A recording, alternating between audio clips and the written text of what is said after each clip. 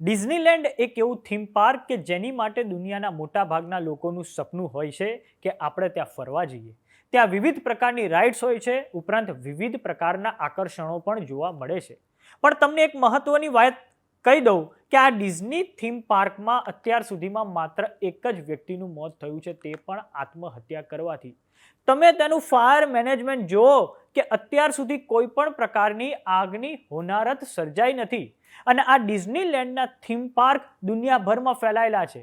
પણ આપણા ત્યાં રાજકોટના ગેમ ઝોનમાં જે દુર્ઘટના બની તેણે તો સમગ્ર સિસ્ટમ પર સવાલો ઊભા કરી દીધા છે. આપણે દુનિયાને યોગ અને પ્રાણાયામ શીખવ્યા, પણ આપણે દુનિયાના દેશો પાસેથી ફાયર સેફટીના પાઠ ના શીખી શક્યા. નમસ્કાર, જમાવટ સાથે હું છું પાર્થ.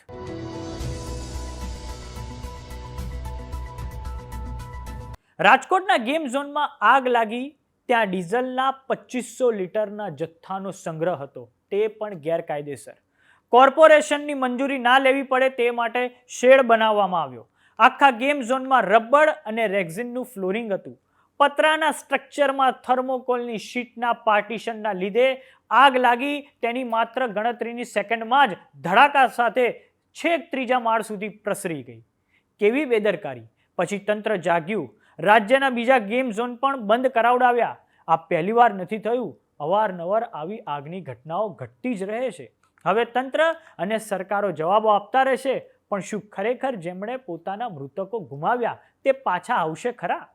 હવે જોઈએ કે ગુજરાત સરકારની આ ફાયર સેફટી માટે ખરેખર શું પોલિસી છે. ગુજરાત સરકારે ઓગસ્ટ 2015માં સ્ટેટ ફાયર પ્રિવેન્શન સર્વિસ નામનો વિભાગ શરૂ કર્યો. આ પછી 2020ના વર્ષમાં ગુજરાત હાઈકોર્ટે સરકારની ઝાટકણી કાઢતા તત્કાલીન મુખ્યમંત્રી વિજય રૂપાણીના કાર્યકાળમાં ફાયર સેફટી પોલિસી બનાવવામાં આવી, જે અંતર્ગત નક્કી કરવામાં આવ્યું કે ફાયર સેફટીનું ઇન્સ્પેક્શન હવે ખાનગી સંસ્થાઓ અને એન્જિનિયરો દ્વારા કરવામાં આવશે. ગુજરાત સરકારે આખા રાજ્યને 4 ઝોનમાં વહેંચી દીધું. 4 ડાયરેક્ટરેટ ઓફ ફાયર નામની પોસ્ટ ઊભી કરવામાં આવી. એક ઓનલાઈન પોર્ટલ પણ ઊભું કરવામાં આવ્યું, જેનું નામ directorate of state fire prevention services છે. આ પોર્ટલ પર બધા જ અવેલેબલ ચેકલિસ્ટ એટલે કે માપદંડો દર્શાવવામાં આવ્યા છે.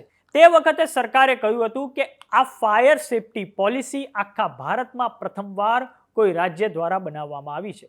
આ ફાયર સેફટી પોલિસીનો સૌથી મોટો લૂપહોલ એટલે કે ખામી શું છે કે સ્થાનિક સ્વરાજ્યની સંસ્થાઓ એટલે કે નગરપાલિકા, મહાનગરપાલિકા અને કોર્પોરેશન જ્યારે આગ ફાટી નીકળે ત્યારે તેને કંટ્રોલમાં લેશે, જ્યારે ખાનગી સંસ્થાઓ દ્વારા સમયાંતરે ઇન્સ્પેક્શન કરવામાં આવશે.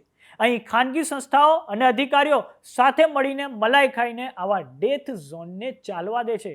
છેલ્લે આ બધી જ પોલિસી, SOP અને ગાઈડલાઇન્સ મજાક બની જાય છે.